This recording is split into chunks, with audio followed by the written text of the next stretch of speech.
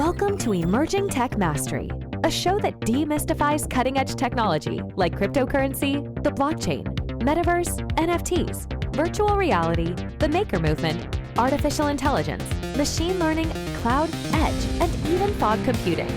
Strap in as we ride into the fourth industrial revolution. Emerging Tech Mastery provides actionable knowledge, regardless of skill level, from experts in the trenches. We piece together this intel in easy-to-consume media formats, processes, and procedures. See you in the future.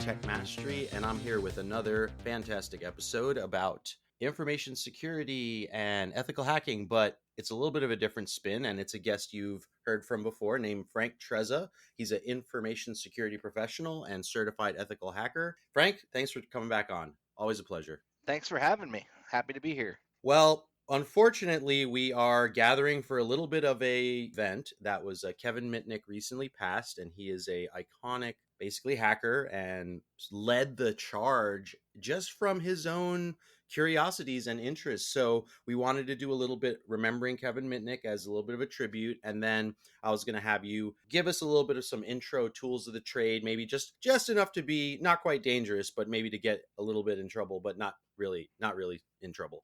So yeah, let's maybe start with Kevin Mitnick. So who was Kevin Mitnick? That is a very difficult question to be able to answer in just a few short words, but let me give it a shot. Kevin Mitnick, first off, he was an inspiration to me, and he's a very controversial figure in the hacking community. Some people really love Kevin and everything that he did, and other people really dislike him, and he tended to be rather polarizing in that way. A little bit of background about Kevin. He was hacking since a really early age, and he got in trouble for the first time, I think around when he was 16 years old, when he hacked into DEC's network, Digital Equipment Corporation. And from then on, Kevin's life was kind of chaotic. For a while, he was on the run from the FBI, and during that time, his life was very similar to the movie Catch Me If You Can, even though that particular movie is about a different person. The kind of cat and mouse game that was going on between him and the FBI was almost legendary within the storytelling scene of the hacking community. One of my favorite stories about that is called the FBI Donuts story, where Kevin had actually set up an early warning system because he had hacked into cellular towers and was able to essentially know that these FBI agents were on his trail and they were going to be coming to his apartment that day. They went to the store, bought a bunch of donuts, got a sign, wrote FBI Donuts on it, left it on the table, and then left his house, waited for them to finish up their search of his apartment because he didn't want to be there. And you can only imagine what the reaction was, because obviously he wasn't there to see it, but it was probably pretty hilarious when the FBI went to raid his place and found a box of donuts with their name on it. I mean, his antics were pretty legendary and stuff of legend, but one of the issues that kind of occurred due to that is a lot of the general population just doesn't know what's legit and what's not. There were rumors that he could whistle into the phone and launch nuke, and that was obviously never the case. I mean, he could whistle 2600 and maybe trick a payphone into giving him a free call, but he certainly wasn't going to be able to make a phone call and launch nukes at anybody.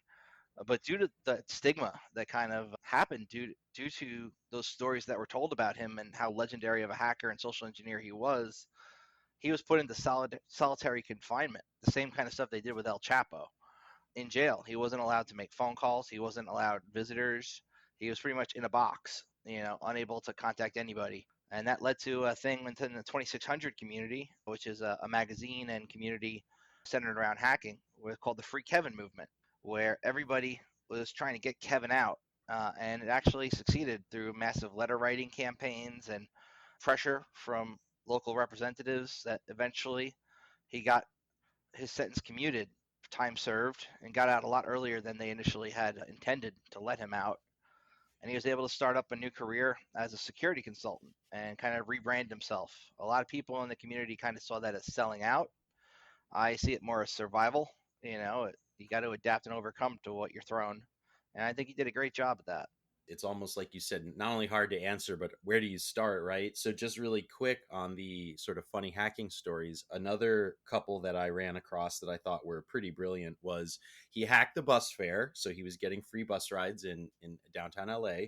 And then he hacked the McDonald's drive-through and was totally trolling people there. And then, if I'm not mistaken, he also, and this reminds me of something you said, I think, on our first episode, is that he hacked into USC to play games. And if I'm not mistaken, he was more of like sort of a phreaker, right? Phreaker. So he was kind of like a telecom. I mean, again, we're talking the 90s here, right? So he was sort of like a telecom hacker. And I mean, he was there before a lot of this newer, more elaborate tools that are available today were there. So he really was that sort of leading the line leader, like you said before.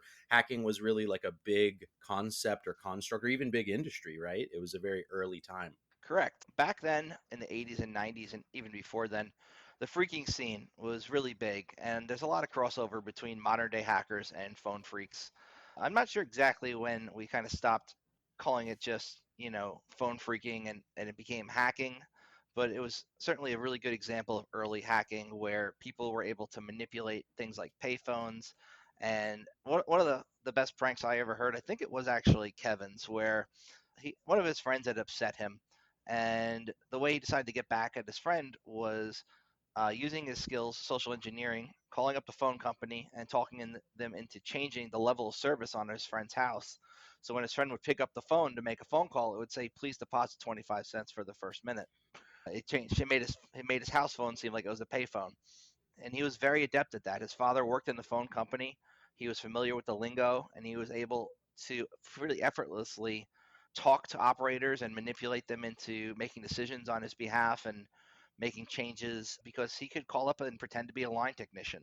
His social engineering skills were fairly legendary. He even social engineered the DMV into giving up information about people who he was interested in knowing more about, including federal agents. I mean, the dude was pretty much one of the pioneers of what the modern day social engineering scene is. He read all the time. When he was a kid, he was endlessly fascinated with these books that were kind of considered esoteric knowledge about things like how to run away and start a new life. And eventually those books really did come in very handy for him, because I can't imagine being on the run and not really having access to them anymore, but still having all that information that he retained from learning and reading them, and how that really helped him on his journey running from the FBI when he was wanted. One of the really cool things I remember was he was just so legendary with social engineering and the stuff he was able to figure out, and also technical skills too. He was the original dark side hacker. That was actually a term that came from a court case where the judge kind of asked him to come up with a word to describe the activities he was engaged in that led to him getting in trouble. And he used a Star Wars reference, that he was dark side hacking and that he would try to refrain from that in the future. He was just so incredible in his ability to stay one step ahead of the authorities using his deep understanding of telecommunication systems, knack for social engineering. And he didn't hack for profit. He hacked because he wanted to learn stuff. He hacked because he wanted to get the latest designs for cellular phones that had just come out from the companies. He wanted to know how the cell phones worked under the hood, what kind of software they were running. And they knew that he had broken in and taken it a few times. And he used that to his advantage when calling up the social engineer, even referencing himself, pretending to be somebody else, saying, we need to change the password again. We're afraid Kevin's going to get in. And then talked him into rotating the credentials and giving him a new password to get into the system. His ability to think on his feet is really kind of unparalleled. And he definitely incorporated a lot of what used to be called grifting into what later developed as social engineering. At the same time, I don't think he ever had malice in his intent. He just wanted to learn and have access to information that other people didn't. It was his whole thing. Just he wanted to learn everything he could, whether he was supposed to know it or not. And I really admire that. So he was a big fan of Houdini, so that, like, your Catch Me If You Can reference definitely rings true. And he even used Houdini's real name as his alias. He just had a real style to him and grace. Like he did stuff, and even just his vibe was very, as weird as this sounds, pure. You know, he was just kind of like a child or a kid that's just like excited to play with the tools and toys. And in his own words, he said, "Look, I just enjoyed my joyride on the information highway. You know, literally nothing more than that. No stealing, no selling information for profit, as you pointed out." So he had this kind of purity about him that you don't always think of that word with this type of subject matter, right? You think of like, you know, those darker stories, the people in their basement, like cyberpunk with mohawks. And he was just a true nerd. And he really, like you said, that curiosity and passion really took him to places that many of us can even hope to ever get to, right? Absolutely. His understanding of just these very esoteric concepts that most people are never even going to encounter, and ability to retain the information that he had learned was just so much better than me. Like I wish I had those skills where I could easily call up stuff I learned 25 years ago and speak about it in conversation with somebody as if it were fresh in my mind, and actually be able to impersonate people who do jobs just based on conversations I've had with people who've done those jobs. He was just really good at that kind of stuff, and an amazing person in my opinion. They don't really make them like that anymore. That's very well put. Very well put. So, one thing I was curious about, you know, part of me wonders if it was just the simplicity of the tech. But to your point, maybe the tech was a little bit simpler, meaning, you know, you're freaking there's telecom, there's not as much of a web and network presence at that time. So, I wonder if that led, it was like there were less things to do. But to your point, within all that, I mean, he was just like excelled at the basics, right? And I mean, to even today, those basics are pretty key core fundamentals. Like in our previous chats, you know, calling up a call center or calling up a phone company and getting credentials is still just as valid today as it was then. So it almost seems like he just really mastered the basics, but I don't mean that in a like he himself was basic. He took these basic core skill sets and just did amazing things. And as you said, just the fact that he stayed ahead of the authorities, we think of the government as like, oh, you know, they're tyrants and they're dominating us and we have no chance. I mean, he just blew that whole idea so far out of the water, it's not even funny. And I can't imagine they took that lightly. In fact, I think that perhaps was a part of that heavy-handed behavior that they did, which was, you know, holding him without a bail hearing, and he didn't have a bail hearing, so he couldn't get bail and he couldn't appeal. So some of these things that they did were definitely not kosher, and unfortunately he was sort of the recipient of that. And as you said, the 2600 magazine and Free Kevin movement, it really kind of, an unexpected consequence of what he did was there was sort of this legal and activism type movement that came from that, which is quite fascinating. Absolutely. The legal movement, and it's kind of still reverberates to this day in terms of the way that hackers are treated when they're imprisoned, when they're, on the run, even, when Kevin was a fugitive, those stories are fairly legendary, but not everybody talks about the stuff that happened that led up to that, like hacking Pac Bell's voicemail computers, eavesdropping on law enforcement personnel, monitoring him. That kind of stuff, it has to do with the way that his thought process worked, how he was able to come up with these elaborate ways of figuring out how systems worked.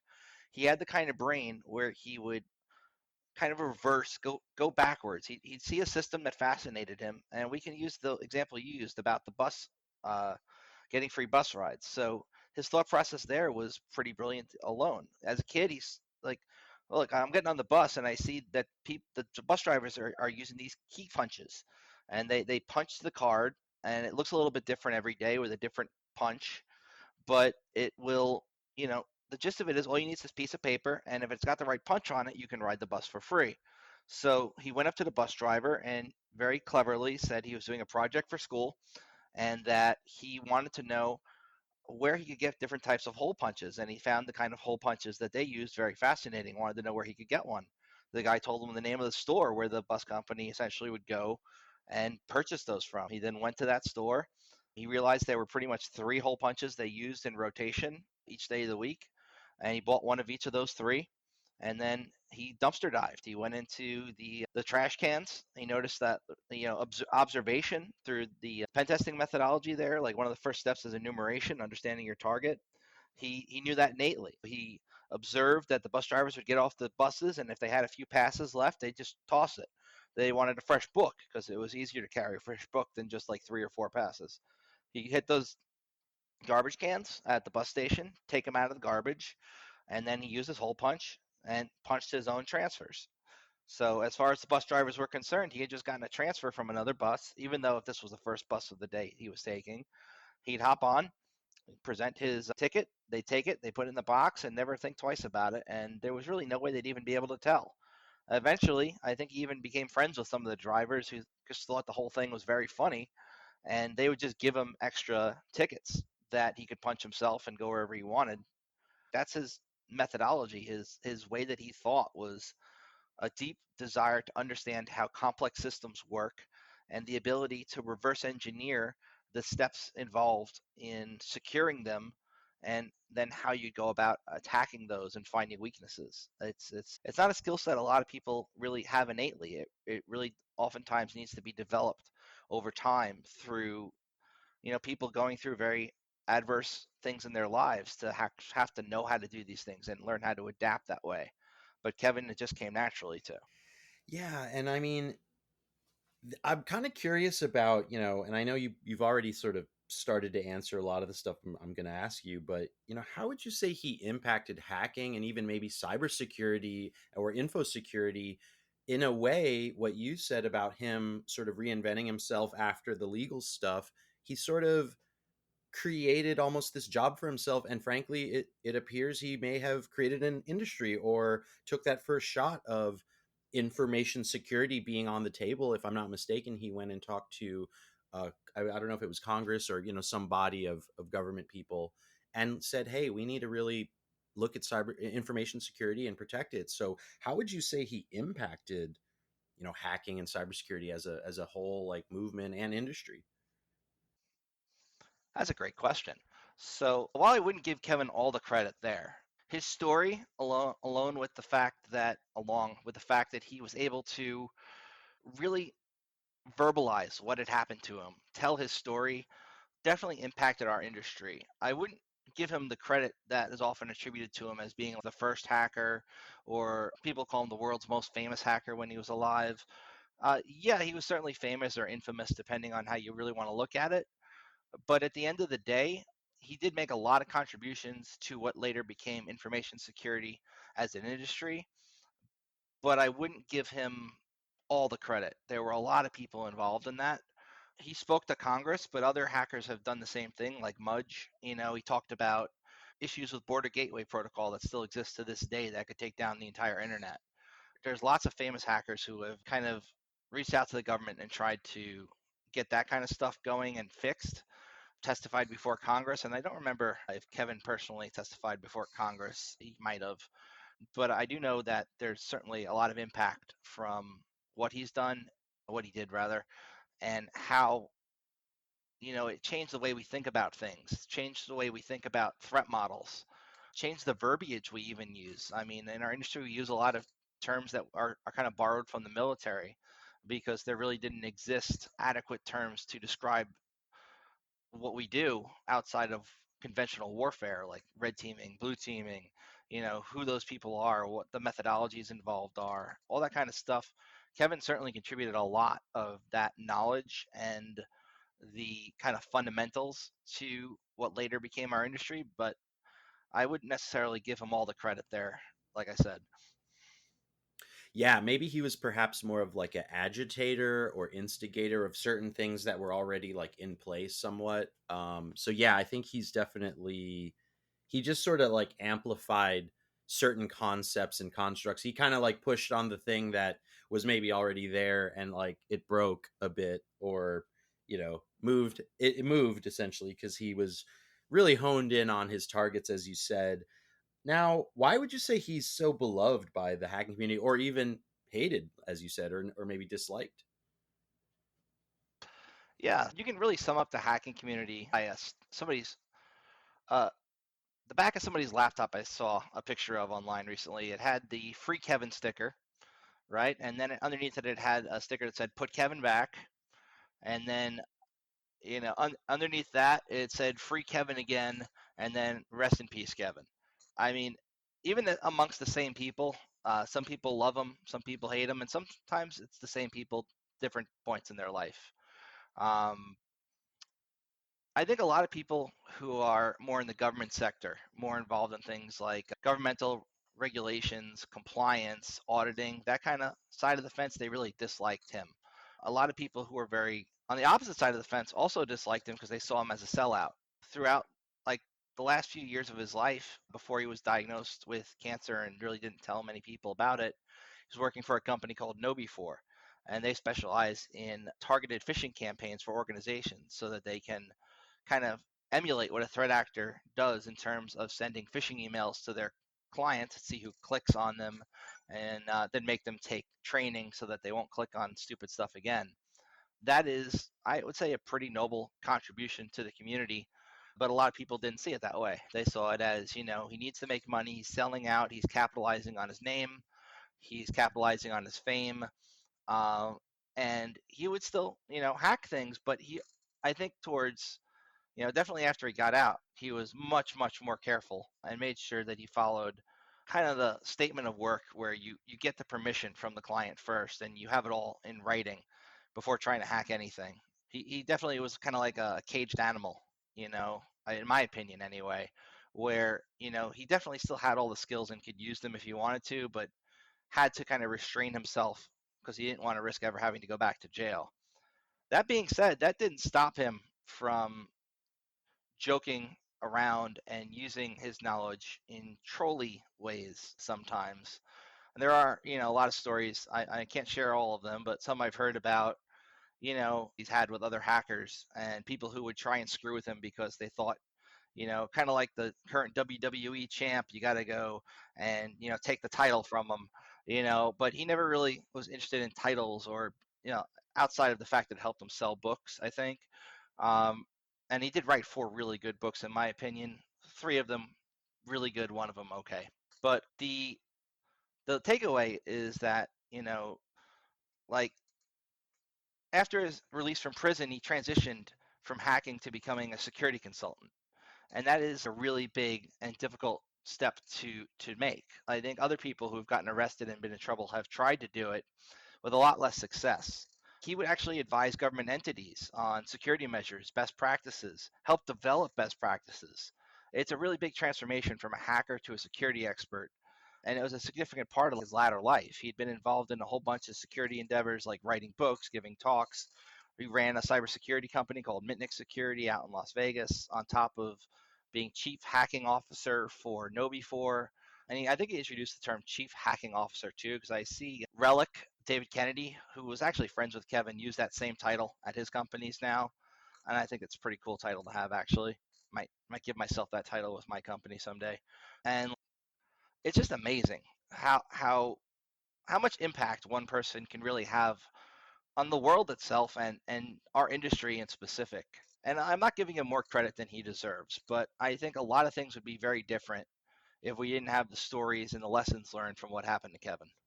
Yeah, as you're saying that, you're reminding me of people like Edward Snowden, frankly. And I know he wasn't exactly like a whistleblower, meaning Kevin Mitnick, but he kind of had that like expert of the experts, right? Because I think Edward Snowden, if I'm not mistaken, was like so expert in what was going on. To your point about processes, even just hearing your explanation gets me thinking about, a guy like Snowden who was training other security professionals and knew that whole thing like the back of his hand, which gave him the chance to do what he did. And that's a whole different angle to this type of stuff. Again, that was more of like banging the bell, blowing the whistle, like ringing the bell. There's absolutely no doubt in my mind that Mendax, Edward Snowden, was a talented hacker. His motivations for doing a lot of the things he did, in my opinion, were fairly politically motivated. And I wouldn't necessarily consider him like the same kind of hacker as Kevin, where Kevin was motivated by just wanting to know things. Mendax was and is, if he's still alive, he's probably in a hole somewhere and very sick. But his motivation was more fame and wanting to be noticed. He dated Pamela Anderson while he was in the embassy. He seemed more of a fame chaser, a clout chaser than Kevin. I think Kevin was more of a purist. He was motivated by the desire to learn, whereas you know Snowden was an NSA guy who was paid. And I'm mixing up Snowden here a little bit with what's his name, Assange, because my brain is in mush right now. I apologize. Assange is the one I was talking about before when I was saying Mendax, and I just conflated the two of them for some reason in my head. I apologize. But other hackers, Julian Assange, who ran WikiLeaks, he was a satellite hacker. That guy was brilliant, but fame and motivation based. And I think also Snowden kind of falls in the same category where, yeah, he did really blow the whistle on some bad stuff that happened. Chelsea Manning too, in terms of whistleblower hacker types. Not all of these people really had the same technical skills that somebody like Kevin did. Chelsea Manning actually had to rely on Edward Snowden to talk them through how to extract the hash off a computer system so that they could take it home and try and crack it later. They needed step-by-step instruction to be able to do that. They weren't the same kind of mind as Kevin, who would, have a question and then figure out the answer himself way before you could just Google something. So there's different types of hackers, and they're all motivated by different things. I don't think there are too many left that are what Kevin was, and I am saddened by that because I think he really does embody the spirit of early hacking, the stuff that's listed in the Hacker's Manifesto from the Mentor, the beauty of the baud and the switch, and all that kind of awe and love of technology and the desire to learn everything you can and make sure that other people have access to all the information they can so that they can better themselves. And the against the spirit of hoarding technology. One of the founders of Reddit who killed himself in jail, he went to jail because he was trying to copy a lot of the stuff that was freely available if you had a library card, but not accessible to everybody in terms of LexisNexis and other kind of database systems that have access to knowledge that is kept behind closed doors unless you want to pay for it in some cases. He was very much against copyright, stuff like that. I think Kevin was more of that spirit of hacker, the kind of, and the one I was just talking about, the founder of Reddit, co-founder, I forget his name off the top of my head. It was Aaron Schwartz. Thank you. Yeah, Aaron, he was that kind of hacker. Just wanted, that guy also invented RSS, I think, too. But yeah, we still use that shit. There's just so much that comes out of these kind of minds, these very unique individuals who are able to think in a way that others can't. And I think oftentimes society tries to stigmatize and put down people who don't conform with what's expected. We try to, fight against what we don't understand and try and demonize it rather than embrace the differences that make us all beautiful. And Kevin, in my opinion, was one of the most unique individuals. Regardless of your personal feelings about him, the dude really did know his shit and was just so freaking cool. I actually got to interview him once back in 2017. I found out he was going to be at this event in New York City called the Cyber Investing Summit. Some kind of shyster thing, in my opinion. People hawking crappy security solutions aimed at rich people. But I went anyway, and I couldn't afford a ticket. I called up ahead of time using kind of the same books, same tricks out of Kevin's books here. And I said that I was a journalist from 2600 magazine. Now, mind you, 2600 magazine doesn't actually have journalists. People just submit articles to it, and if Emmanuel likes them, they get picked and they end up in there. But I said I was a journalist, and I wanted to interview Kevin on camera. And then I went, and I got authorization from the lady who ran the thing by email. She's like, "Yeah, you can meet with Kevin, and we'd appreciate it if you wrote up some stuff about our conference," and yada yada. I agreed. Went, and I actually took out my phone, and I just started recording, interviewing him. And I even was so nervous, I screwed up my very first question. I had all this stuff written down in my notebook, and my eyes just darted all over the place. I was so nervous, and I was breathing heavy, and I could even hear myself in the phone. I was breathing so heavy because I was so nervous. But Kevin was cool, and I'm pretty sure he knew I really wasn't a journalist from 2600 magazine. but a fellow hacker who wanted to shoot the shit with him and found an excuse to do it. And he was just so nice, and he answered all my questions, and he gave me like 15, 20 minutes of his time and shook my hand. And he even referred, I think in the interview at one point, he was, well, hackers like us. He knew, and even accepted my Facebook friend invite after that. And, as much as I wanted to really actually be Kevin's real friend, I don't think he was really interested in that. I don't think he really had too many real friends. I know his wife and him were very close, but in terms of people he would really trust, and he'd been burnt a few times by friends, and I think it was really hard for him to trust again after that. But I really wanted to be his friend. I reached out all the time on Facebook Messenger, and I saw that he saw my messages, and every now and then he would reply back with very generic, I really wish I could, but I'm too busy kind of responses. The fact he responded at all was amazing to me, because I put him on a pedestal, and that's not something you really should do with anybody in your life, mind you. But it's hard not to when it's somebody who's inspired you so much in the field that you've chosen to work in, and who's just a well-known figure. It's kind of, you take any kind of profession, and there's going to be those people who are the best at it or the most well-known, and he was that in my industry. I just really looked up to him and was so kind of blown away to be able to meet him and talk with him. And a funny social engineering story, when I was at that conference, I met his manager. He had an agent, and the agent gave me their business card, and I saved it. And later that year, I went to Black Hat. And a few of my friends had been making their own fake Black Hat badges to get in, because that thing's really expensive. And it is fairly easy to sneak in and fake the Black Hat badge, whereas the DEF CON one tends to be harder. But I remembered I had that business card, and I also just had a lanyard. I just put, well, instead of making a fake badge like all my friends were doing, I just took Kevin's agent's business card and put it in my lanyard and walked right into Black Hat. And when anybody ever asked me anything, I just point over to Kevin's table, and nobody said anything. I just walked around all day in there, got free champagne and drinks and chilling out, talking to people. I even went up to Kevin when he was signing books, and he saw it, and he smirked, and he said, "Nice to see you. Would you like a copy of my book?" And he's, "Oh, Kevin," I'm like, "Oh, Kevin, I already got plenty, back at the office." And he just kind of went along with it. He didn't out me. And I gave him a Raspberry Pi, and he's like, I'm not going to plug this into my computer. I know what these things can do. I had a bunch of them in my bag at that year, because I had a Micro Center near me, and they were like $10 for the Pi Zero.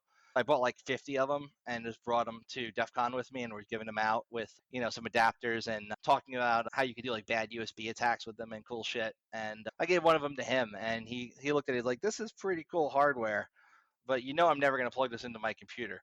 And I bet you will, because you'll be curious. But I didn't backdoor it. There's nothing in there, and you can just take the SD card out and put your own shit in. He's like, "All right," and he kept it, put it in his pocket. Offered to sign a copy of his latest book at the time, which I didn't honestly want, because that book sucked compared to his others, and I already had a copy anyway. But yeah, the dude was just so cool, and I really wish I had gotten to know him better. Wow, that's cool that you had some really, at this point, very special just contacts with him, right? I mean, it's one of those things that now is like probably somewhat branded in your brain, memory wise. But back to what you said about, being driven by ego and fame versus that purity, that curiosity, that passion.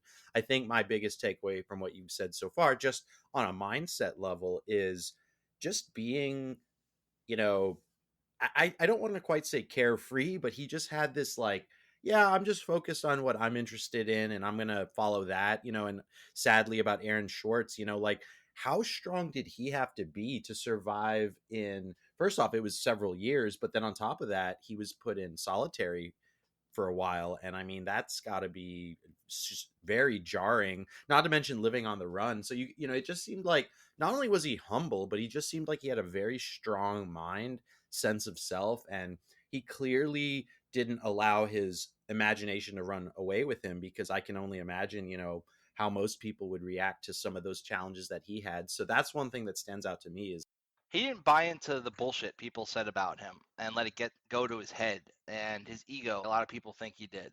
There are a lot of pervasive myths surrounding Kevin, that he had almost supernatural abilities. The deputy marshals believed he could, disrupt personal lives through the computer and even alter TRWs and phone services. And while some of that was true, like, the myth added to kind of his Houdini-like reputation. People thought he was able to do things that were just impossible, But any sufficiently advanced technology is indistinguishable from magic if you don't understand it under the hood. It might seem like magic to other people, but to those people who understand how the systems work, it was just somebody who really had a wonderful understanding and ability to retain the knowledge that he was able to access when a lot of people can't access that kind of knowledge. And an amazing ability to also tie together different types of knowledge he learned in different places and build new ideas.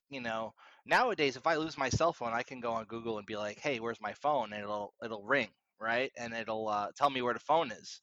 Back then, in order to determine where a cell phone was, you needed to do this thing called triangulation, which meant you needed to have three different cell towers as points of reference and kind of figure out where the phone was in terms of signal strength. And that wasn't even really a thing when he, at least outside of the scope of professionals who did that for a living, that was not something that was well known knowledge. And he managed to actually build an alert system. Not only was he able to find the cell phone numbers of the FBI agents who were following and tracking him, he was also able to get the other information, the IMEI, and the other stuff that uniquely identifies cell phones, then find a way to go to a database somewhere and rig it in such a way that he'd actually get an alert before that was even a concept that people thought of. Oh, I need to know when this phone's going to be near me. That wasn't built out yet, but he built it because he had a need for it. And the ability to not just understand but also build, it's a very unique mindset to be able to apply that knowledge, not just having the knowledge, because anybody can have knowledge. You could have tons and tons of knowledge, but if you don't know how to apply it, what good is it, right? And he was good at applying it. And not to mention your comment about like being quick on his feet, quick thinking. He was almost like an improv of hacking. He could just like rattle off, like, you see those top improv comedians. You're just like, wow, how did he pull that one out? And that's exactly how Kevin Mitnick was, especially when you study his stories and work and behavior and thought process. Yeah. Absolutely. Watch adaptive penetration testing on YouTube with him and David Kennedy. It was a talk from a conference at, I think, a social engineering village of DEF CON maybe, or some similar conference. But it's him and Relic on stage, and they're doing social engineering. They're calling companies, talking people into clicking emails and exposing passwords and just right over the phone. The ability to adapt in real time to whatever the situation is going to throw at you is difficult. He was one of the ones who first said, if you're going to have a pretext, play it pretty close to the vest. If you are really good with computers, go in as a computer guy, because that way, if you get stopped and somebody's like, "Hey, I need you to fix my computer," when you're pretending to be the computer repair guy, you can actually do that. You know, he came up with some really cool concepts like the reverse social engineer, where call somebody up ahead of time and be like, "Hey, the computer systems might come down today, but if they do, give me a call." And then he'd intentionally do something to disrupt the systems, and then he'd get the call. But now he's the trusted authority, and they don't need to re-verify that this is who they should be talking to. So now he can, act as the guy who they're going to coordinate the efforts through to resolve whatever issue he's now caused. And he can gain all sorts of very valuable information through that process, and even get them to open up remote access to systems for him, because that's the person who's helping us fix the issue that he actually caused. It's very brilliant application of knowledge. It almost reads like some deep like thriller, or like, like The Game, or like Catch Me If You Can, but like all those things and even more than we've seen in movies. I mean, he was just so one step ahead. I can't quite think of a better way to put it, or maybe several steps ahead, really. Not only in implementation, but just like as things happened, he could like roll with it, no problem. So very next level. And let's go into a little bit about his books. You had mentioned you liked a few of them and a couple not so much. So what were those books? Oh, sure. He had The Art of Intrusion, The Art of Deception, and The Art of Invisibility, and Ghost in the Wires, right? My favorite out of those was the first one, Art of Deception. It kind of gets into how you do social engineering. It has a lot of really good examples. Art of Intrusion follows up on that, where he actually interviews a bunch of hackers. He gets war stories from them, like things they did, and then kind of anonymizes it and puts it in the book. It's a really good kind of reference guide if you want to know about pretexts or how social engineering works from the viewpoint of somebody who actually likes listening to stories, because that's how a lot of people learn, is for listening to stories rather than just getting raw data. It was a brilliant way to present that information, in my opinion. The book, The Art of Invisibility, was, I think, geared more towards the corporate crowd and people who were not very technical. And as a result, I just really didn't enjoy it. But I'm sure some people who are not hackers, who are very entry level and wanting to learn about this kind of stuff, would be fascinated by it.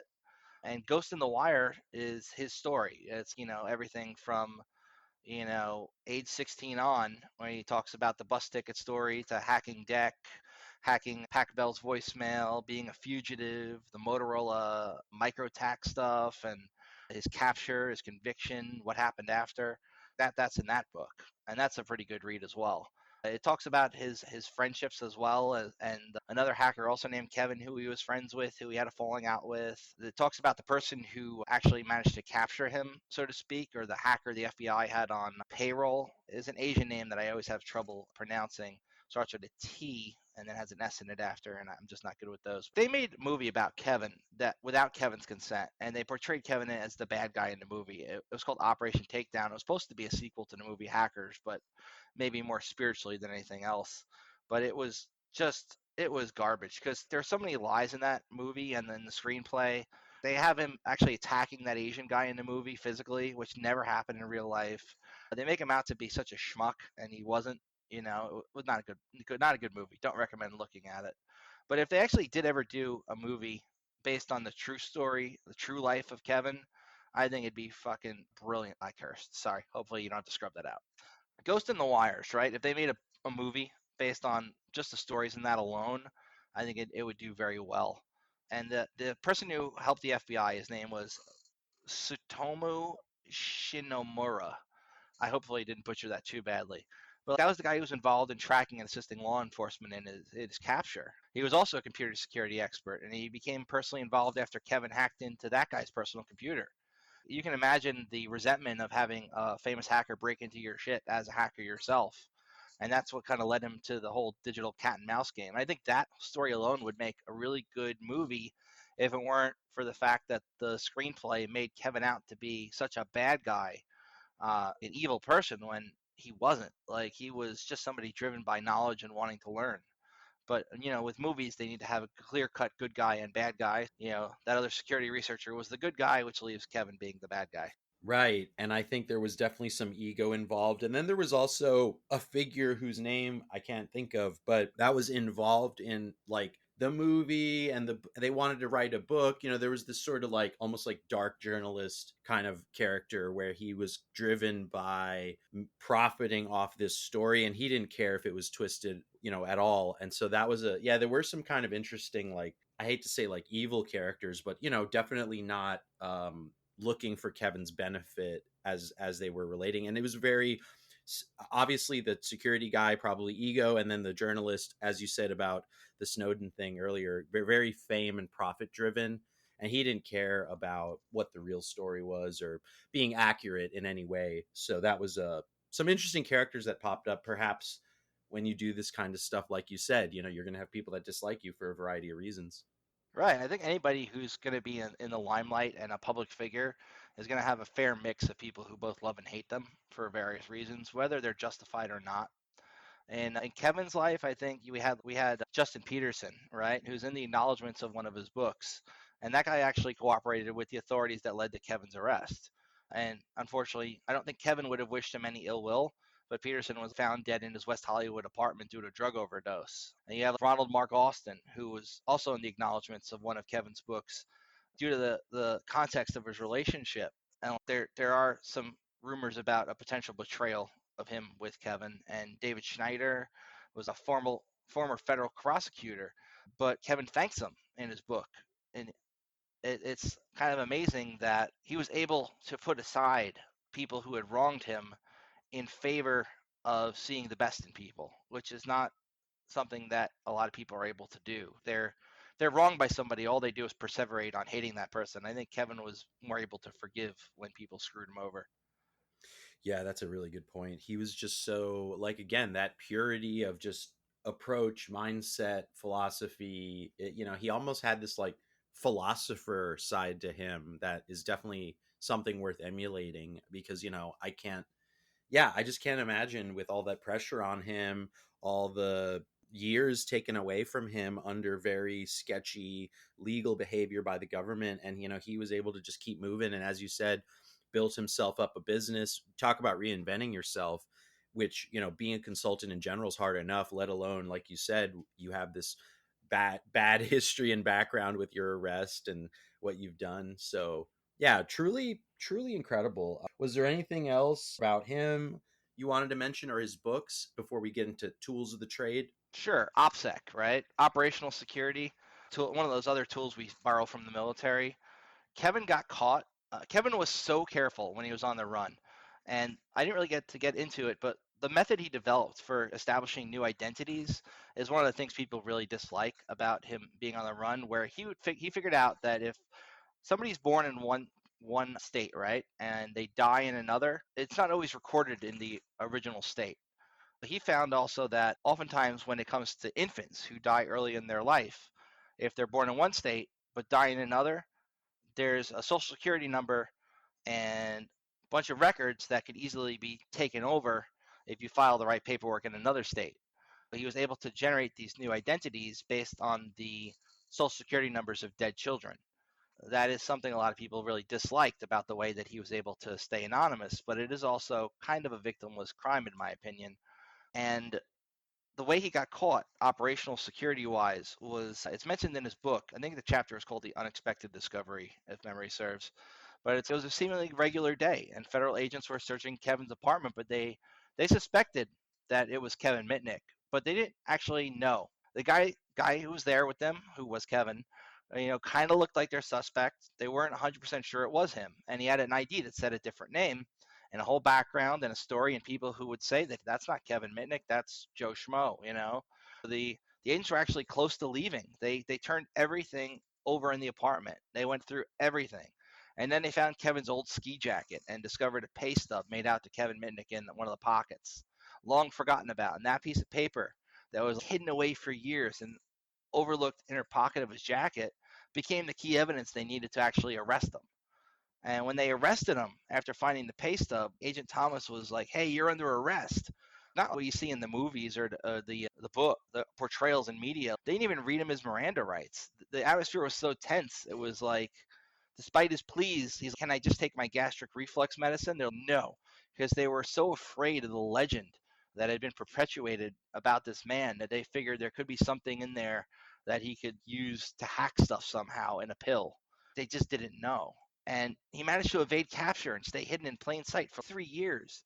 FBI, Marshal Service, Secret Service were all out looking for him.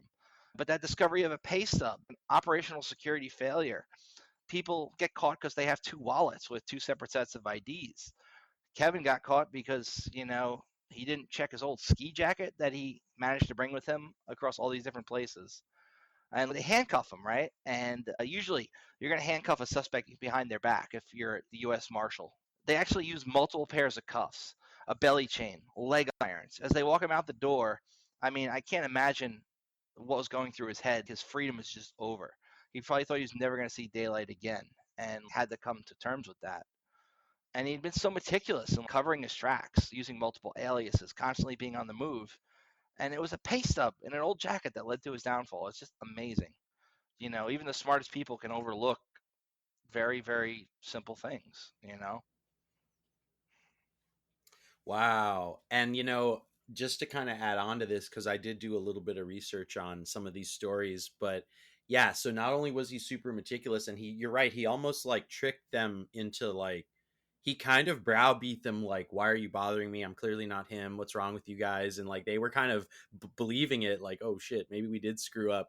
But when he was in his sort of like hacking heyday, we'll call it, he was wild. I mean, I don't know if you heard this story where he figured out how to call other people. So like when he was in jail, he basically came up with a way to call other people than he was supposed to. Like he was only supposed to call like his mom, his lawyer, and like one other person. That's it, right? But he came up with a way to dial the phone. Like basically what he did was like once the phone call ended, he pretended like it kept going. And then he had a way of like leaning up against the phone kind of. So he would just like dial a new number like while the guard was watching him. And that's what I mean. He had this ability to just, Oh, there's a oh great my, story with that too. Do you know yeah, about that one? He actually got somebody else released from jail when he was in jail. Yeah, no. like here it is, right? He managed to expedite the release of this guy. I think his name was Armand Grant. He was the head of Teltec. And so first Kevin gathers some information. He calls another jail in like northern LA. I think it was called Wayside. And he inquires about the lieutenant on duty that afternoon. Then he obtains the lieutenant's name, but he had some credibility for his next move. Then he uses authority. He's hi, this he calls the central jail where Grant is being held. He already knew the direct dial number because I mean this is Kevin freaking Mitnick. So he posed as the lieutenant from Wayside and informed them that Grant was working as an informant on a case and needed to be released immediately. And then Kevin asked the person on the line to connect them to their sergeant. And when he got connected, he repeated the same story and requested the sergeant personally expedite Grant's release process. The sergeant, believing, oh, this is a higher ranking officer, I got to follow chain of command, he agrees to help. Within 20 minutes, Kevin receives a call from Michael Grant, Armand's son, telling him his father had been released from jail. The dude actually got somebody else out of jail while he's in jail, who wasn't even in the same jail, uh, just through the phone. And I believe the way he was able to pivot from the phone systems was he figured out one of the people who was on his approved caller list. If they didn't pick up the phone, it went to their voicemail system, which was menu driven. And he had known the default code to get into the back end of that particular system. It was like often not set by people when they purchased it. He was able to essentially convince the answering machine type thing that had menus and stuff in it, press 1 for this, press 2 for that kind of thing.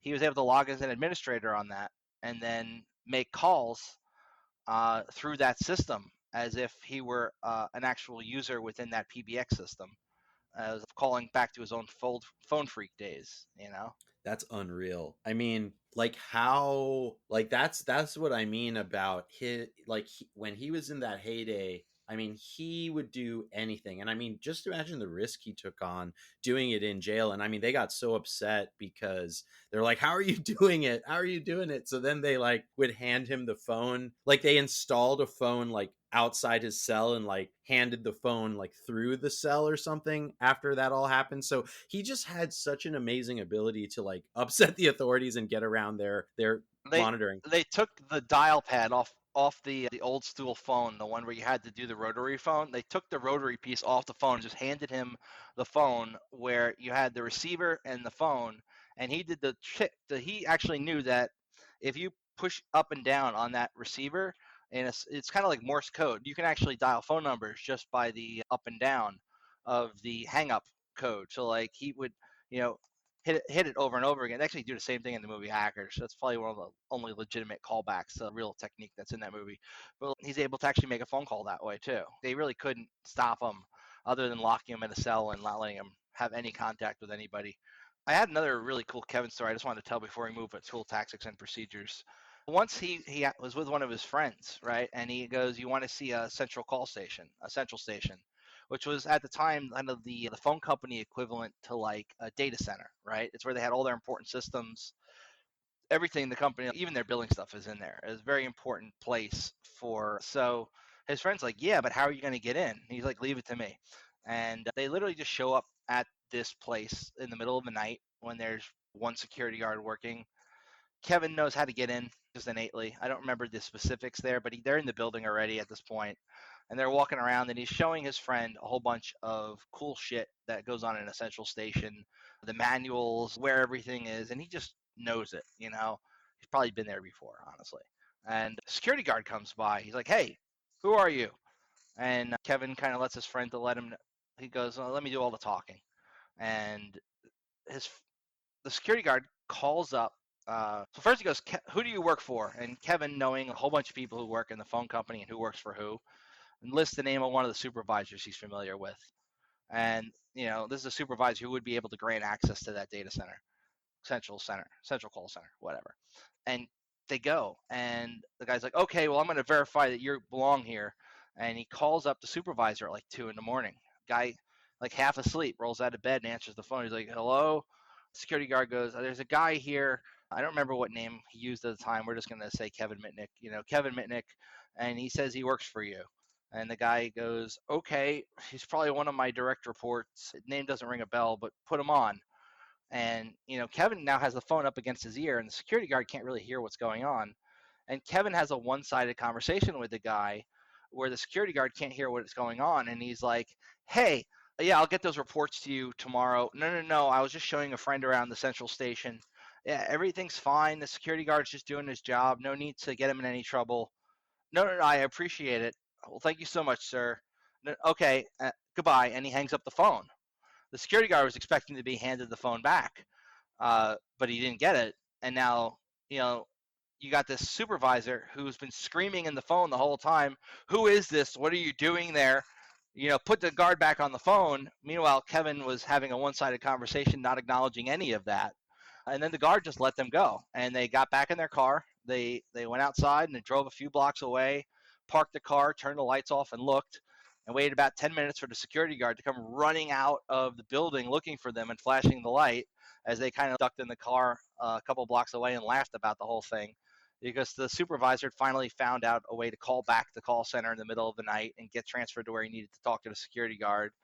It's so amazing of a story that he was able to just talk him way out of that situation. It reminds me a lot of one of Jason Street's stories where he social engineers his way out of robbing the wrong bank. It's brilliant kind of stuff. It's thinking on your feet. Wow, that's crazy. I mean, yeah, like that. I think the part of this discussion is just to like point people in some directions of these stories, because it's so easy to like look at the experts of today. Man, there's nothing like what he did. Right, because he literally just came up with a lot of the concepts that people have adapted since then. I think without him, we would have been missing a really interesting building block in what our field became. I'm sure there's some parallel world like in Marvel, right, where there was no Kevin Mitnick and things are very, very different there and probably not as fun.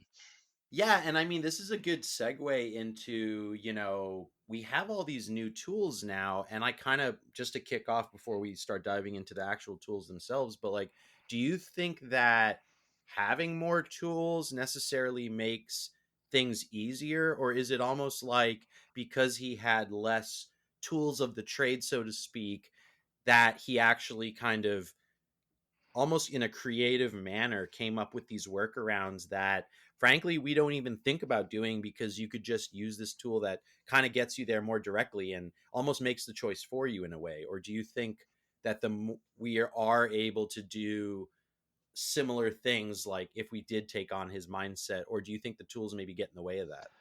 So that's a great question. I'm going to answer that in a few parts. The tools certainly make the job easier. Knowing how to use the tools, understanding how they work, is very important.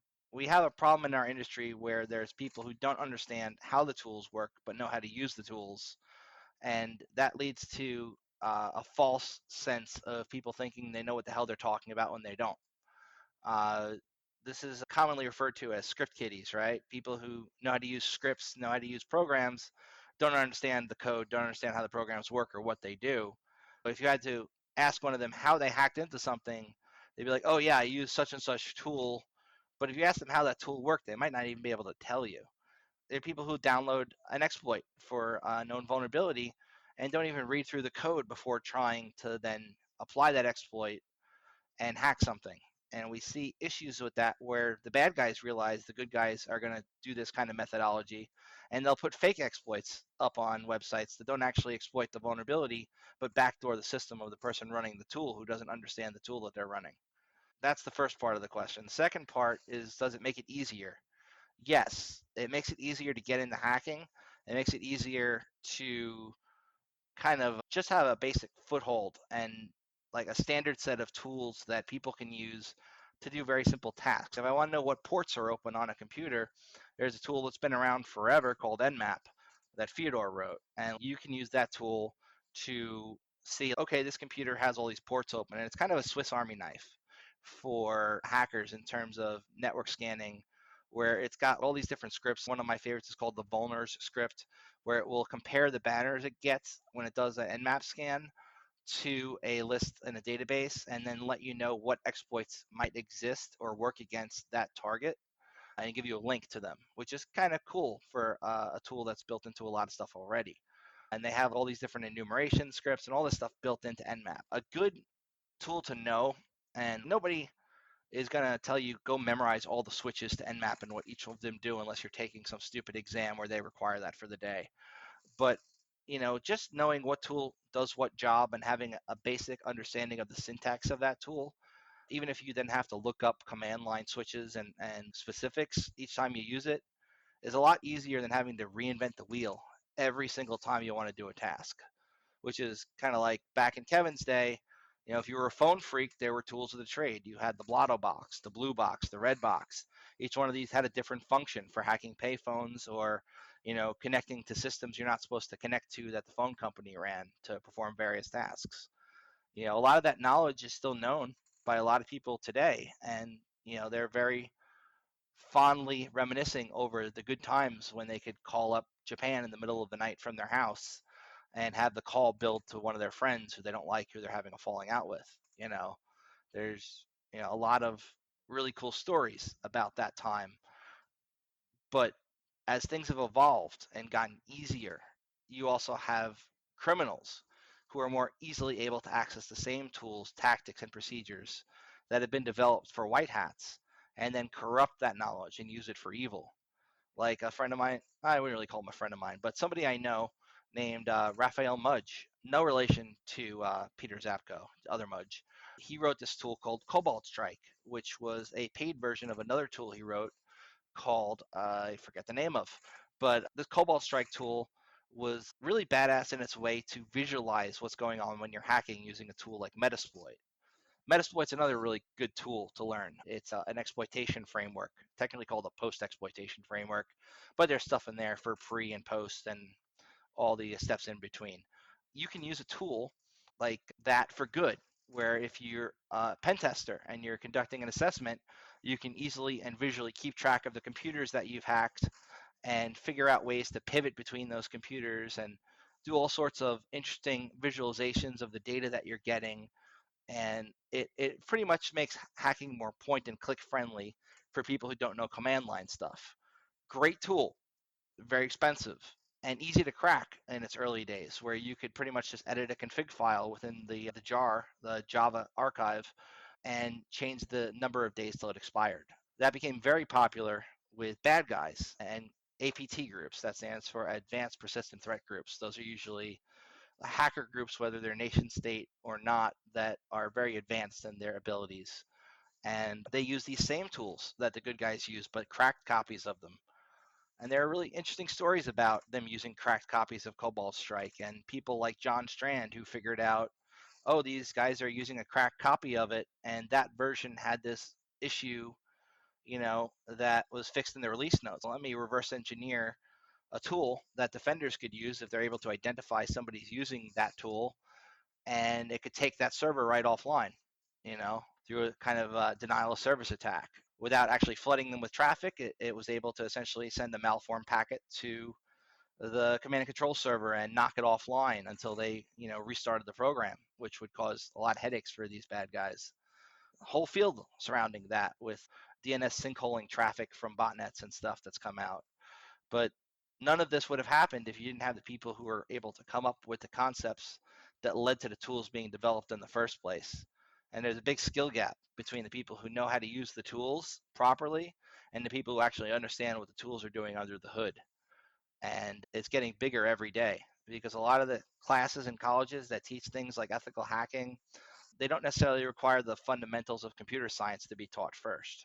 You might have to take a couple of programming classes and then you get to learn about hacking. But have you ever opened up a computer or what things do inside of it or what ports on a computer do what? You now have somebody who's got the ability to get inside of a computer who doesn't understand what they're doing. And that is kind of dangerous because they can accidentally do very bad things. Like when attempting to wipe logs, they might accidentally delete critical files, or when attempting to cover their tracks, might inadvertently cause harm to the systems that they've compromised, or not understand about the methodologies involved in doing things properly because they weren't taught. A lot of this is self-study. It's not necessarily something that somebody can just teach you. And there are some really good teachers out there who will teach you what you need to know from a mentorship standpoint.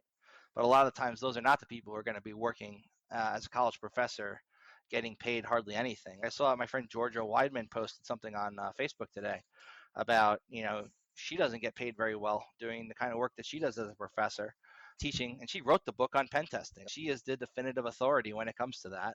Yet when she's teaching classes, she really doesn't get paid very well for it, and it's sad. We really should be compensating the people with the knowledge who are willing to share it better.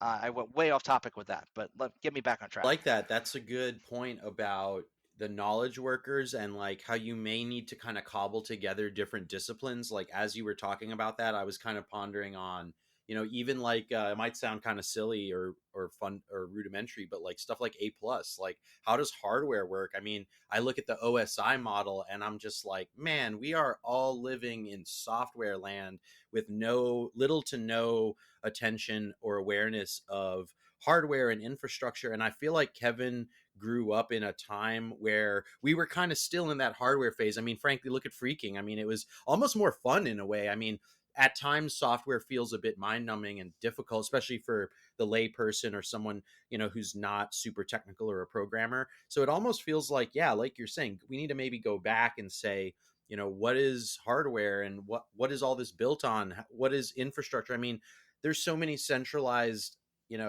frankly, just, bare metal computers chilling in data centers that, we go, it's like these newer bodies of work maybe take us to the software. And I'm almost saying maybe go the other way, right? Like maybe go look at, as you said, computer science or hardware or even like infrastructure, like creation. And I mean, that's the kind of mindset that I feel like if we were going to channel Kevin Mitnick, it's like that's how he thought. And frankly, that's probably a more direct and thorough way to look at this because, yeah, I just see such a forget about even what we're talking about here, just in general. It's all about software and SaaS this, SaaS that. And it's like, we don't even think about the hardware everything's running on. Right. And a lot of the times that hardware has got vulnerabilities in it that can be exploited. There was a big one in a lot of modern day CPUs that came out not long ago. And the patch to fix that slows down the CPU like 40%. There are still really good hardware hackers out there taking things apart, understanding how they work. Call out to the people over at like Red Balloon Security. They do really amazing hardware hacking stuff in New York. And GTV hackers, they started by like hacking the Google TV, and they probably changed their name since then, but they came out with really cool stuff. Sammy Kamkar does some really brilliant stuff. Michael Osman, freaking these guys do amazing shit with hardware, creating tools and tactics. Even shout out to the people over at Hack5, like Darren. Darren Kitchen makes all these cool tools that make pen testing more automated.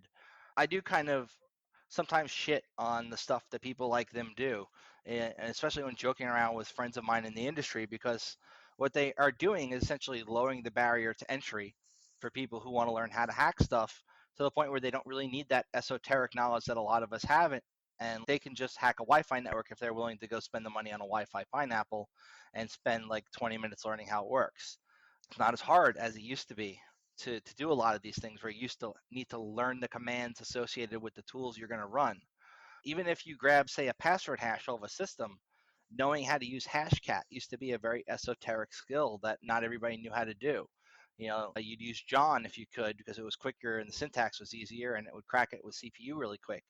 But if you want to crack a password nowadays, if you spend the time and you learn how to use a tool like Hashcat really well, it can crack that password effortlessly in a lot less time than you'd think if you know how to use word lists and things like the Prince processor to manipulate your word list and throw some variables in there. There's really cool tools and tactics out there for laymen who don't even know how to hack now, built by companies like Hack5, where the tool this year is not necessarily from Hack5, but it's probably sold on their store. And it's called around for about 2 years now. And there's a lot of open source modifications to the firmware on the device that you can use to do things that are definitely very illegal. If you look at one of these things, it kind of looks like a Tamagotchi from back in the day that you'd feed it your stuff and it would stay alive, right? It's a very small little device and innocuous. It'll get through airport security every time. It has all these onboard radios and all this programming that can do really interesting stuff. You can clone a key fob with it. You can clone the key fob you get at most hotels with it onto the device itself and then replay it. You can control TVs with it and other things that work on remote frequency, RF and RFID, and it can, definitely do a lot of cool stuff with access control systems. But if you toss a little module on it for Wi-Fi, you could also use it to hack a Wi-Fi network. And it's pretty much taking all the stuff that you used to need to lug a laptop around with, if you're going to be doing an assessment, and making it something that fits in your pocket, like way smaller than even your cell phone. And those tools, like the physical tools, are always evolving. Back in the day, we had, these red box, blue box. Now all that can be done right on a Flipper Zero. If you have the right firmware, it can play those tones. Not that you're ever going to use them or find a payphone, but they put it in there mostly for nostalgia's sake. You can do that right on that little device. It can do everything all those things could do, and so much more. And it's a cool freaking thing to have. Like $200, anybody can go buy one.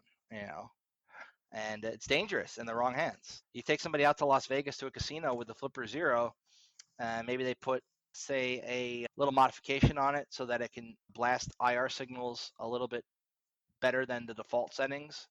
A couple of IR LEDs in a series on a breadboard, and they could turn every screen off in the casino at the same time.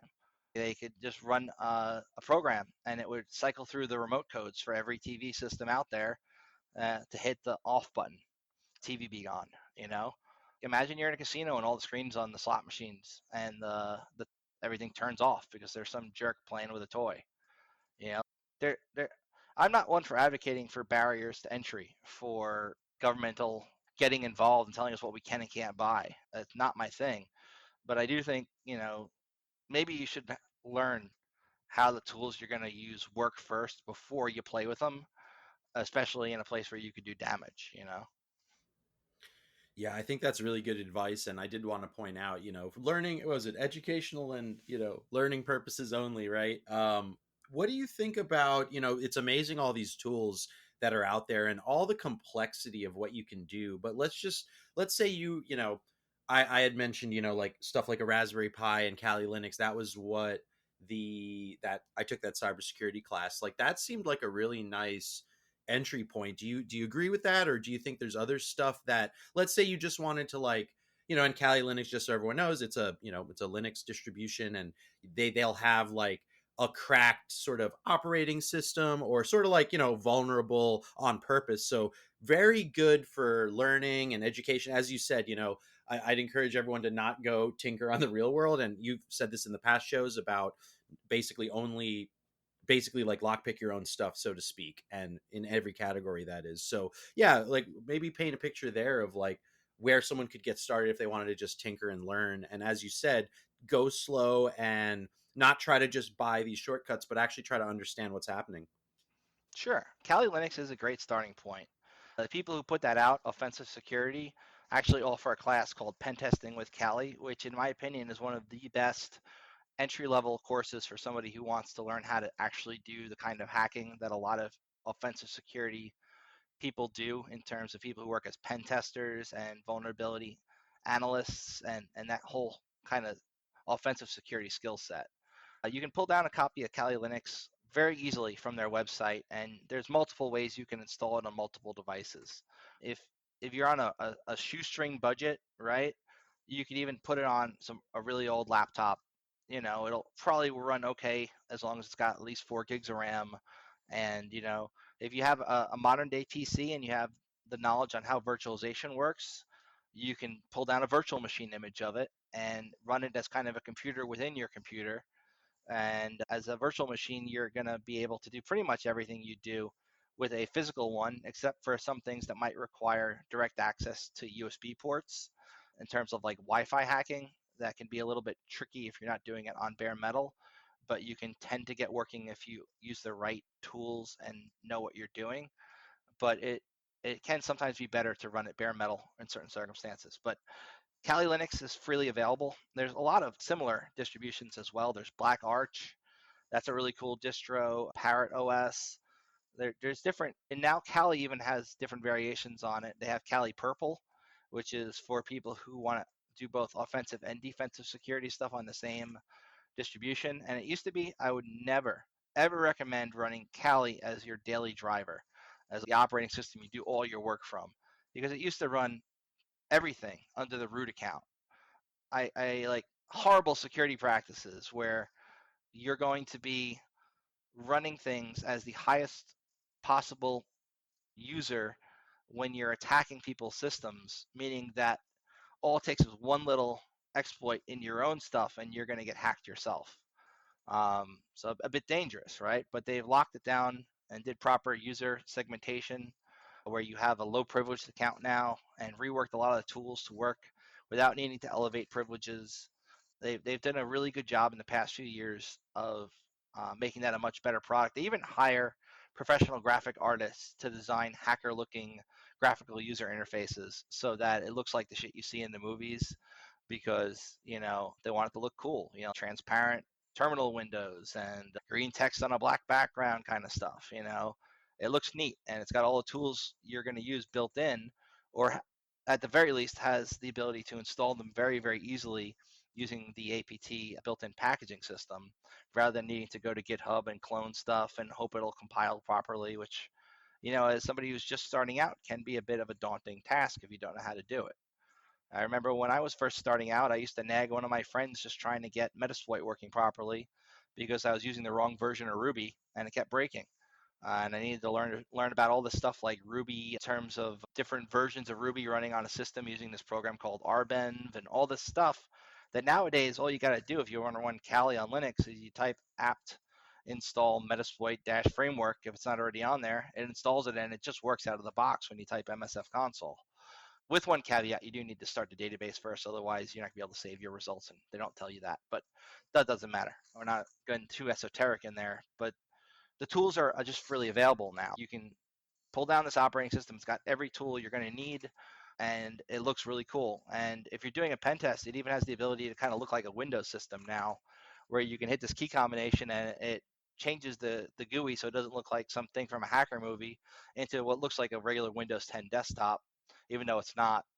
And it's really well thought out. It's a good OS. I used to be very critical of them, but they've made great progress. And if you get good at it, you take that class, you spend some serious money, honestly, for some lab time and materials. But if you get that certification, you are very well respected in our industry. It shows that you are willing to try harder, as their motto goes. You are willing to put in the effort, and when you hit a brick wall, you're willing to scale over that brick wall or break through it and find a way around the obstacles. It's applied knowledge as opposed to just multiple choice questions on a test. Offensive security also has some free courses you can take to learn basic stuff. And there's tons of free resources out there for anybody who wants to learn this stuff. SANS is kind of one of the places that gatekeeps a lot of their knowledge and charges a lot to access what you can kind of get elsewhere for free. But if you're willing to, if you want to do this as a living and it's something you're really interested in, there's multiple things you need to take into account first because there's so many things within this industry you can do and specialize in. There's people who are good at hacking other computers. There's also people who are very good at defending computers. But in between those two polar extremes, there are people who specialize in things like DFIR, that's digital forensics and incident response, or people who specialize in creating policies to keep companies safe in the GRC space. There's so many different things you can do in this industry if you have the foundational knowledge and are willing to specialize and get good at just one particular thing. I know people who are really brilliant at hardware and people who are really brilliant at scripting. There's people who are just good at offensive security, and I even know a few people who are good at hacking using kind of a script kiddie methodology without necessarily understanding how all the tools work, but still generate really decent reporting for their clients and explain how those vulnerabilities can be fixed. And that's people who do vulnerability analysis. There's a million ways you can specialize. People who specialize in patch management, making sure that all the computers in the company get patched properly, not just Windows, but all the third-party stuff. People who are network engineers who specialize in how a firewall works and making sure that you have defense in depth in place. And you have CISOs who make policy and figure out, all the kind of politics that are going to go on in a company, and they are able to, have this really broad wealth of knowledge that they can use to assign the right people to do the right tasks and make sure stuff gets done. In my field, there's just an endless amount of ways people can specialize. You can get really good at malware analysis, right? Taking apart malware and understanding how it works and writing reports on it. There was a guy in the news a few years ago at DEF CON, got arrested. He came from Britain. His name was Marcus Hutchins. Malware blog, or malware tech blog, I think was his handle on Twitter. Turned out the guy got his knowledge of how reverse engineering malware works, and the way that it works is because he used to write it, you know? And some of the code that he'd written had been incorporated into tools used by bad guys who were robbing banks. And even though he had reformed his image and really specialized in just one thing at that point, his past came back to bite him in the ass. That can happen too. Always be careful about who you tell when it comes to things you've done. Always assume that somebody's listening who, if they heard it, could get you in a lot of trouble. There's a song by this dude called Dualcore. Actually, two guys. It's a nerdcore band. It's called the 10 Hack Commandments, right? Good information in there about not getting yourself caught, and shutting up and not telling everybody and being boastful when you do something. Because if you want to be really good in this industry, you sometimes might have to bend but not break the rules, but you never necessarily want to tell the wrong person about how you bent the rule, especially when it can lead to them getting you in trouble or using it as leverage if they ever got in trouble. And being, well, I know this guy who did this thing once. Let me tell you about that so I can get myself out of trouble. OPSEC. Right. I think you're bringing up such a good point about, okay, we're talking like we went straight into the thing, like here's the information, like security that or here's the tools you're using to go here or go there, but has anyone ever thought about if they should or shouldn't? And so to your point, it's kind of like when I had talked about this topic with a friend from a while ago when I lived out east, and they literally said, actually they introduced me to that book you mentioned, The Art of Deception. He said, don't tell anyone you have this book. And so it's kind of like that, it's like some of these things, it's like, why even bring it up, right? It's sort of like this information, it's almost like magic in a way. It's like, hey, there was a time, like, again, I've been watching this old King Arthur show, and it's like he banned magic, and if you were caught practicing magic, you would be basically beheaded or whatever, right? And I can't help but feel like there are things in this world that are still kind of, there's lines. And as you pointed out, I mean, we spent this whole show talking about basically, a lot of the mistreatment of Kevin Mitnick and other hackers, and, RIP Aaron Schwartz as well. Like, this is not a joke. Like, if you cross the wrong lines, like, you could get in so much trouble, not to mention just the culture of hacking itself, right? Like, if you go to DEF CON and like get on the Wi-Fi, like, what are you doing? Like, that you would never do that, but someone who's innocent doesn't know might do it, and you kind of get trolled or like made fun of, right? Like, I think you had said last time, like, yeah, you don't want to be like the guy that's on the like hall of shame, so to speak. So there is sort of this interesting lines that I think is a great closing point, frankly, is that be careful. And that's why if you just work on your own virtual machine of Kali Linux, and let's say, I'm assuming new people that are listening, of course, it's not such high stakes, but once you start, doing sort of the OG Kevin Mitnick thing, hey, you're out there in like open air. I even think about radio. Like, there's those people that if you broadcast without a ham radio license, like there's literally assholes out there that will like try to get you in trouble. Right. And I think that goes across all categories, right? Exactly. There's a lot of gatekeeping in our industry, and when it comes to ratting, most people obviously are not going to be a fan of somebody who's ratting out somebody else. Even in the corporate world, if you call the BSA and tell them, hey, my company's running pirated copies of Windows, yeah, you might get some money out of it, but you're gonna make a lot of enemies. We have people who are not necessarily looking out for your best interests all the time, who are just waiting for you to say the wrong thing to the wrong person, and they get off on trying to make your life a living hell. You don't want to deal with those people. Stay positive, focus on the things you're good at, get better at them. Don't brag about stupid shit you've done, how you've gotten away with things, because if the wrong person hears it, you might not have gotten away with it anymore. And to your point, a little bit more about the very basics of what you need to learn, read. If you're not good at learning things from books, then watch videos online. Live Overflow is a good YouTube channel where the guy hacks in real time and shows people how he breaks into stuff. There's tons of resources out there if you're willing to look for them and put in even just a modicum of effort. I mean, I can recommend InfoSec books all day long and social engineering books, but if you're not going to take the time to actually sit down and read them, or at the very least keep them to use as reference, your best bet would be instead to go and learn visually and by doing.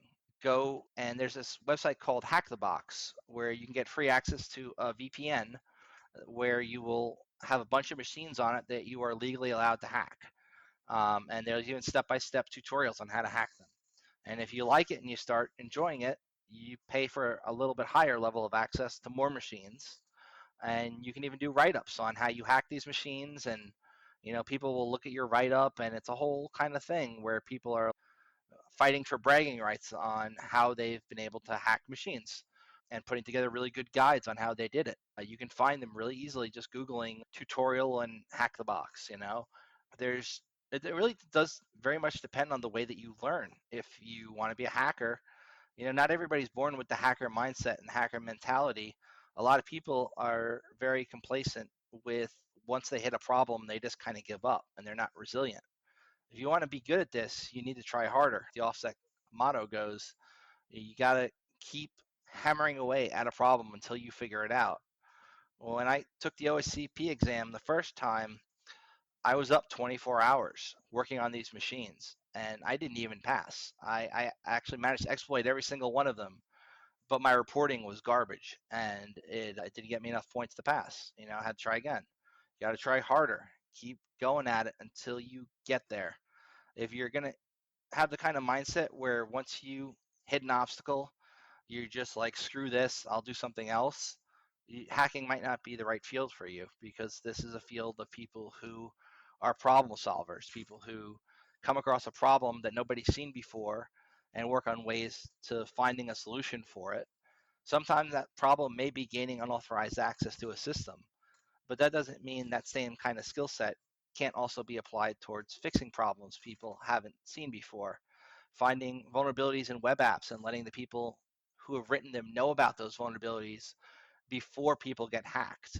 That's a field we call bug bounty hunting, not just for web apps, mind you, but that was a good example for them.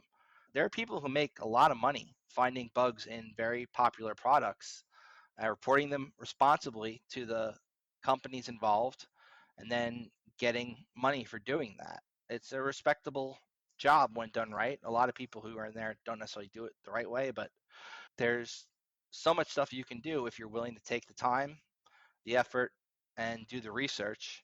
And by do the research, I don't mean just, Google something and watch a video, but actually really incorporate what you're learning into your being. It's not just a set of skills and a set of tools. Um, it's it's almost, if you're going to be good at this, you need to live and breathe it. And everything in your life will tend to revolve around security in one way or another. You'll see the world differently once you know how things work under the hood.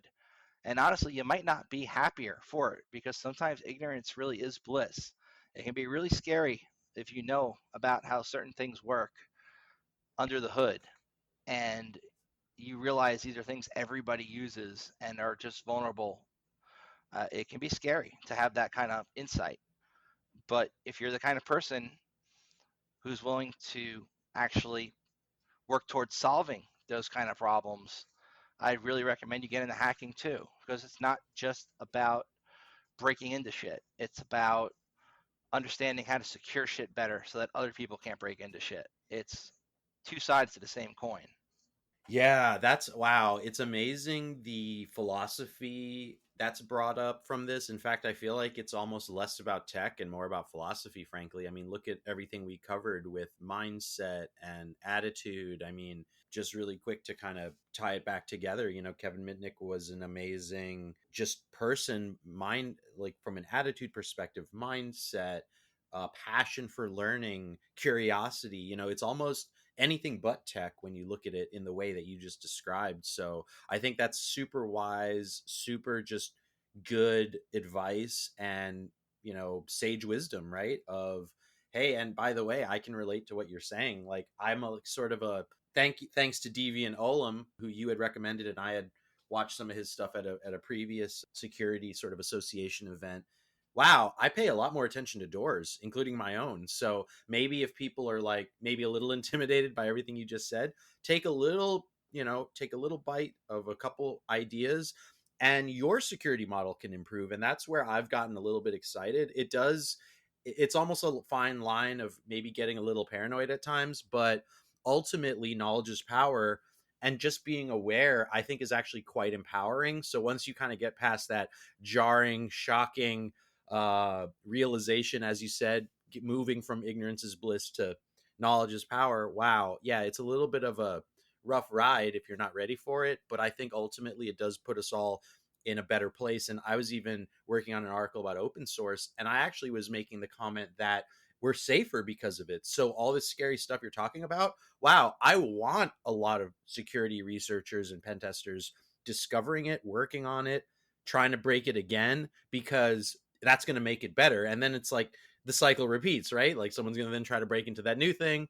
But we are getting some resilience from this sort of collective effort that is this industry. So, hey, thank you for all your efforts and being willing to share the information, knowledge. I mean, you've put in so much work, and I know from the last two discussions we've had, you've really just gone the distance. So I think it's, I appreciate it. I'm sure everyone else does, that you're just coming forward with, your experiences and knowledge. And also thank you so much for helping to give a little bit of a remembrance and tribute to Kevin Mitnick, a true legend. Agreed.